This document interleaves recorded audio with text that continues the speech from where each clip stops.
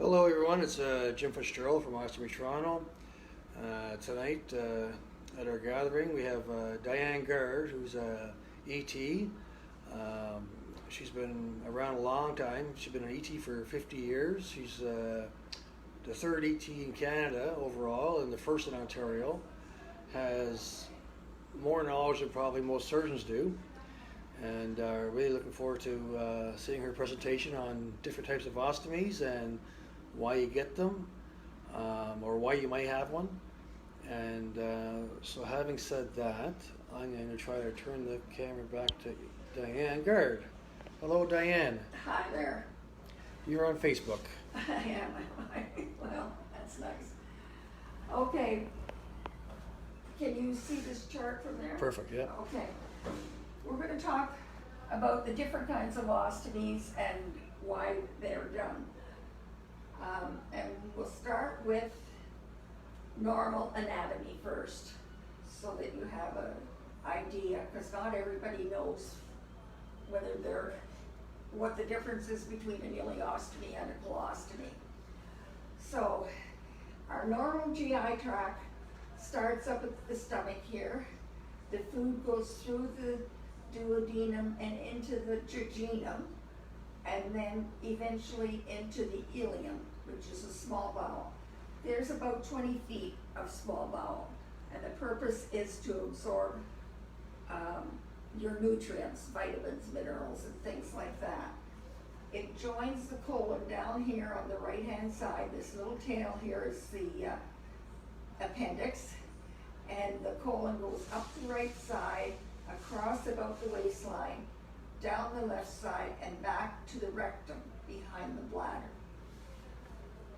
Now, if someone has a cancer in their rectum or the lower part of their colon here, and they have to have it removed, then they do what they call a sigmoid colostomy, and they bring the colon out to the abdominal wall in the sigmoid part of the colostomy. Now, the purpose of the colon and the bowel is to absorb fluid to keep your body hydrated. So the more colon you have functioning, the more fluid you will absorb in your system. And some people with a low colostomy like this will put out just about nearly normal stool, but certainly it'll be thicker than ileostomy effluent. Anyway, we can go back up the colon, and for some people who develop diverticulitis, and that is generally in this part of the colon. This is called the transverse colon. This is called the descending colon. And that's primarily where most of the diverticulitis happens. And diverticula are little fat pockets in the bowel, and when they become infected, it's called diverticulitis. And sometimes they will perforate, and the patient will be in extreme pain, believe me. And generally the surgery is done as an emergency. There's a number of people that I would say 40% of the population has diverticular disease and don't even know it until something like this happens. So they will go back and remove the diseased part of the colon. Quite often they'll join it back up together again. They may bring it out in the transverse part of the colon. They don't tend to do that as much now as they did 50 years ago. They tend to make an ileostomy. Mainly, I think, because of the ETs complained that a transverse colostomy was very hard to deal with because it's right at your waistline and it's very uncomfortable to manage. So those are the two main reasons why people have colostomies. When they have disease in their small bowel and they have to remove the colon, then they bring the ileum out to the abdominal wall, and it's generally on the right-hand side, or it could be on the left-hand side. It just depends on what kind of disease they have.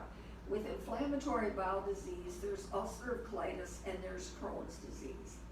Ulcerative colitis is an ulceration of the lining, the mucosal lining of the bowel, of the colon and rectum.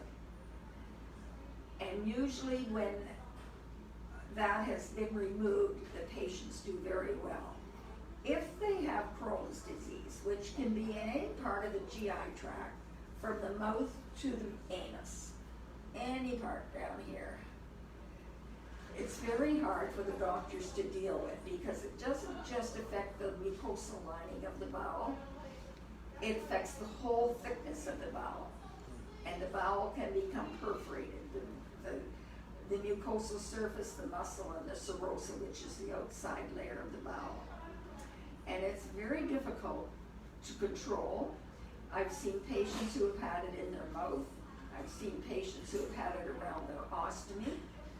And it's, as I say, it's very difficult to deal with. Nowadays, they have Humira and Remicade, which they use for that. And some patients do go into remission, but it doesn't necessarily last for a long time. So if the doctors have to take out, for ulcerative colitis, they remove the colon and rectum, usually there's no problem. There are some side effects to inflammatory bowel disease. Some of them are arthritis, some of them are erythema nodosum, which is a skin eruption. And there's another one called pyoderma gangrenosum, which is a horrendous skin problem to try and control. And any of the patients that I have that have a bad case of pyoderma gangrenosum, I send them to the dermatologist that I know can deal with them. But some people have problems with their eyes with the disease. And usually when the colon and rectum have been removed, I can remember one patient I had, he came into the hospital, he had his arm in a splint because the arthritis was so bad. After he had his surgery and it was removed, the arthritis settled down, he didn't need to wear the splint anymore on his arm. So it's surprising what other problems the disease can have or cause. Now the other reason they do an ileostomy is for somebody who might have, and it's not that common, is familial polyposis. And familial polyposis is not just, when you say polyp, you think of a little growth like a wart. And that, one of them or two of them is generally what happens when they have cancer in their colon or rectum. But when you look at the specimens that they take out, there's millions of polyps in the bowel. And it's just about like they're one on top of each other. I remember seeing one patient who they did a colostomy on, and all the little polyps were on the stoma. And it's tends to be a hereditary disease. There are some patients that get it from someone else in their family. It's passed on in the genes, but there's also a certain number that develop it who are have mutations. And the thing about it is, if your mother or father have it, and you don't get it, or don't have any indication of it, then your children will not get it. It's not that it skips a generation. But the thing about it is, we had one girl in the hospital who had it, and her mother had all her side of the family checked. There was nothing. Her father had died of a construction accident at the age of 35. And he was from Europe. So they weren't able to find his father's family to see if it was in his father's family. So even if somebody doesn't have it, as I say, if they pass away at a young age, have a heart attack or something, that doesn't mean to say they don't have the genes down the road that they would have got it at an older age. So it's something to certainly be careful of, and if patients are diagnosed with it, they should be referred to a familial polyposis registry.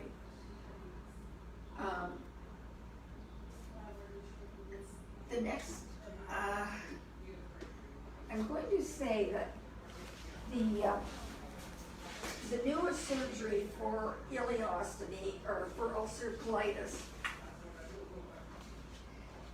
is what they call it a J pouch or a pelvic pouch. And what they do is they take the small bowel and loop it around, sometimes in the shape of a J, sometimes it's in the shape of an S or something. And they make a pouch out of the last about 30 centimeters of the small bowel. And then they keep the last 2 centimeters of the anal canal and strip the mucosa off of that and pull the pouch down into the anal canal and stitch it to the anal sphincter open. And most of the patients that have this done, it's done as a 2 or a 3 stage surgery. If they've got bad disease when they first operate, they won't even consider constructing the pouch, but they'll just do an ileostomy until the things settle down. They'll go back in, do the pouch, construct the pouch, and do a temporary ileostomy, and then at a later date they'll go in and close the ileostomy. And I must say, when they have a temporary ileostomy, waiting to have it closed, when they do the ileostomy, they bring a loop bowel out. I don't know if you can see this here or not. And lots of times there's a rod underneath it, and they open the bowel on both sides. So one end is the functioning end, the other end is the part that goes down to the new pouch that's constructed. And I must say that one of the things you have to be very careful of, that opening that goes down to the new pouch has to be left open or not covered up by the appliance, because it secretes mucus. And when that mucus comes out, it is more corrosive to your seal with your appliance than what the stool is. And some people will have mucus collect in the pouch and they have to pass it from time to time, and that's fine. But it's just one of those things that I run into every once in a while, where patients are covering up that opening and can't figure out why their appliance isn't staying on. The other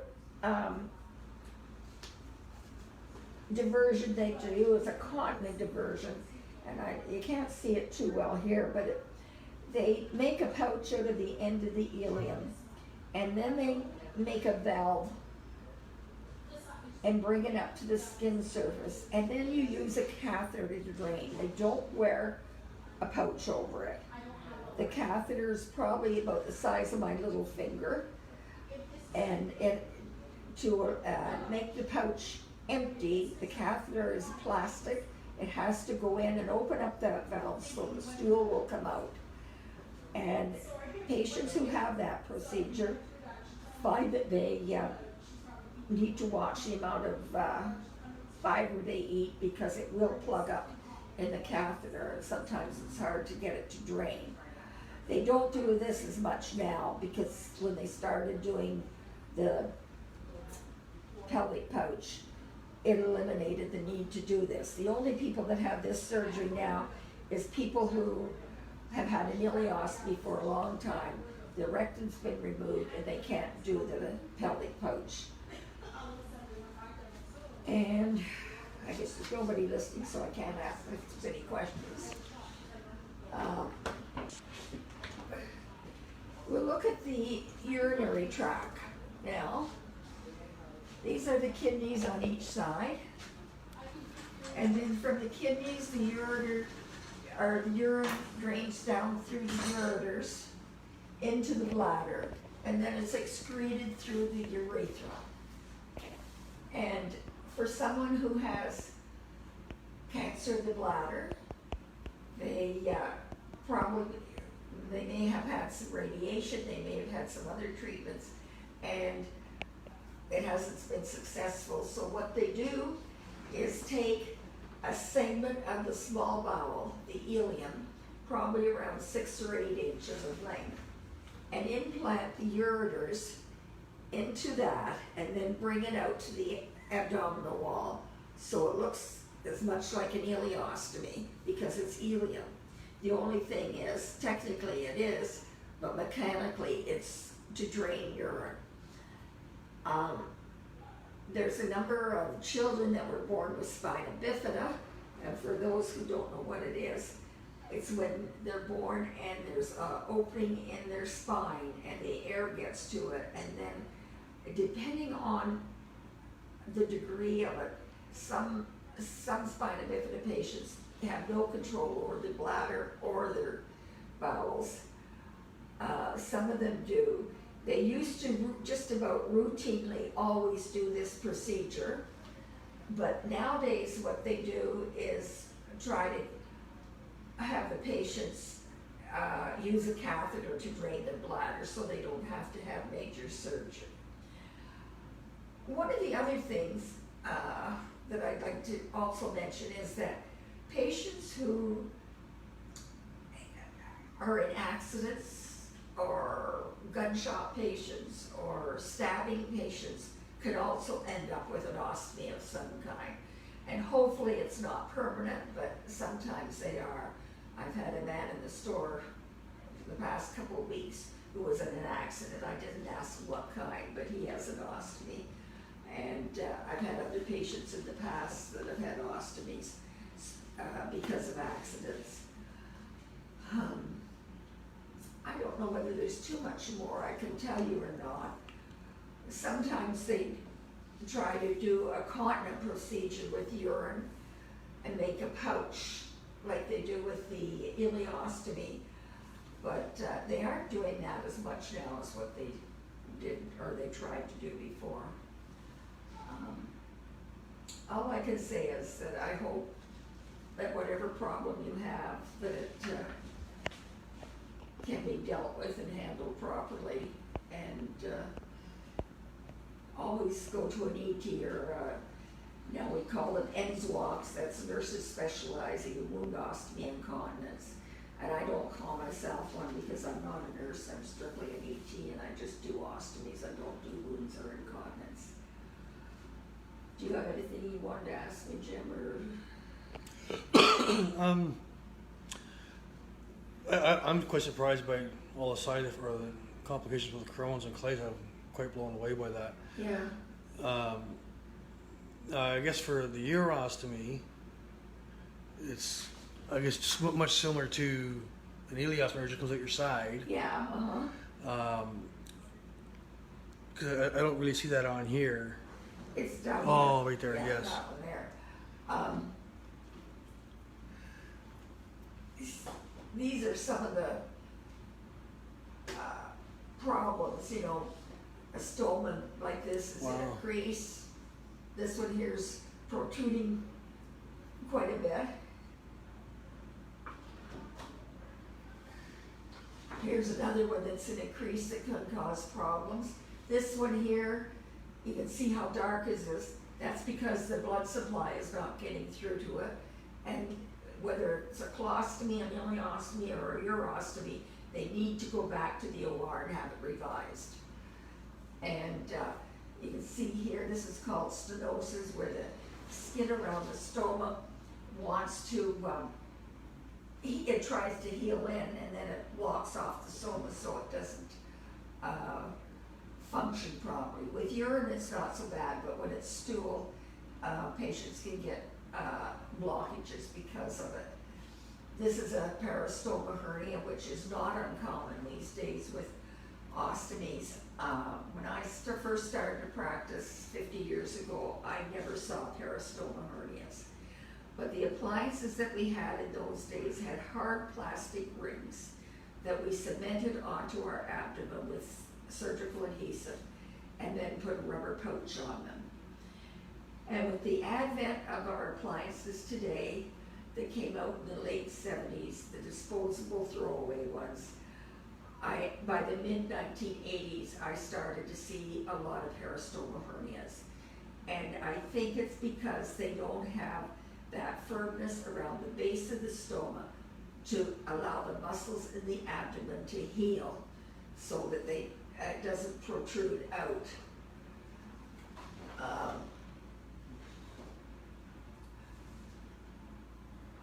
Here's a picture here. This is folliculitis, and that's the skin follicles on the skin that have become affected. And that generally happens if somebody is shaving their skin, because when they do, it takes the top layer of skin off.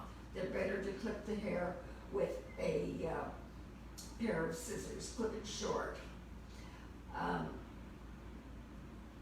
Here is what we call hyperplasia around the urinary stoma. And that happens if the opening is too large and the urine is sitting on the skin for a length of time. Eventually it will get like that.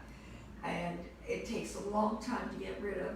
Even when you start covering it up, it can take many, many months. Some doctors will operate and remove it, but it just depends on the doctor. Here you can see some excoriation, and I don't know whether that was from, it was probably from leakage, and it may be from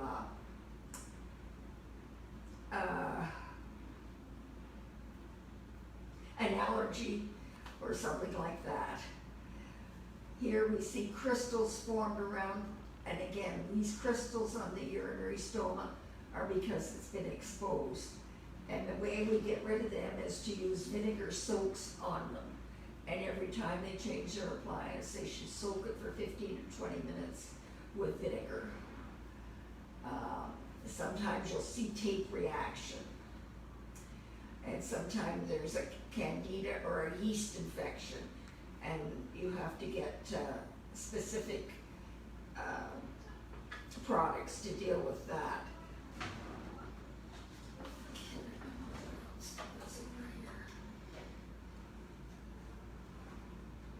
But certainly if you see some of these problems, you need to get to your ET or your NSWAC and have them evaluate what the problem is and what needs to be done to correct it. I know some patients, when their stoma is strictured, and I tell them they have to go back to the doctor or the surgeon and have the opening made larger. They're upset, but some doctors or surgeons, especially a colorectal surgeon, will be able to do it usually as day surgery. Just take down the stoma, open up the abdominal wall, and pull the bowel out and construct a new stoma. But it just depends on the surgeon, what he's able to do. And I don't worry about stomas being long or prolapsing a little bit. If they're 2 or 3 inches long, I don't worry about it, because I had a lady who thought her stoma came out too far, so that she got a surgeon to cut it off, and then she couldn't keep her appliance on because it was flat with her skin.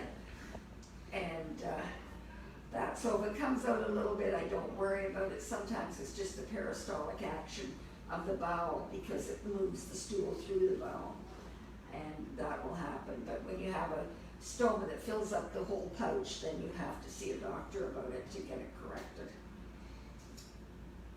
In regards to, I'm very surprised what you're saying about hernias and how before the 80s you didn't see any, and now you're seeing quite a few. And I know myself, I've had 10 hernias. Yeah. What do you recommend to try to avoid them, or? I don't know, because I know my colleagues and I have just had discussions about this, and when I tell them what my rationale is, of course they weren't practicing when I was practicing, so they haven't seen the change.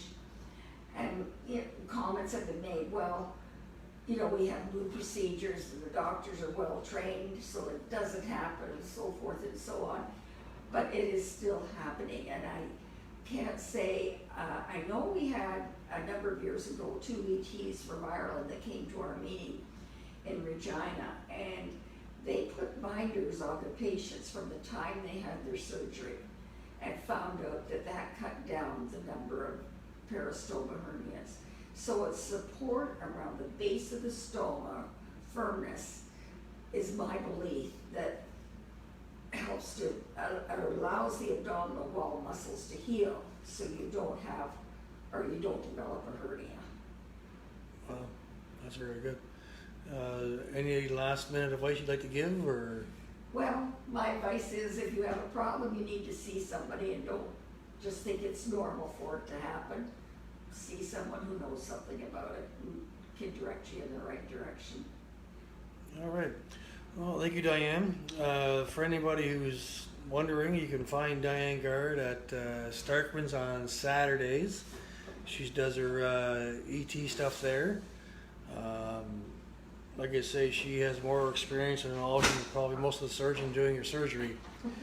So if you want to reach out to Dianne for advice or whatever, by all means, like I say, you can call up Starkman's or go see her. Do you need an appointment to see you? You should have an appointment, yeah. So, Okay, so I don't like people sitting around waiting forever and a day.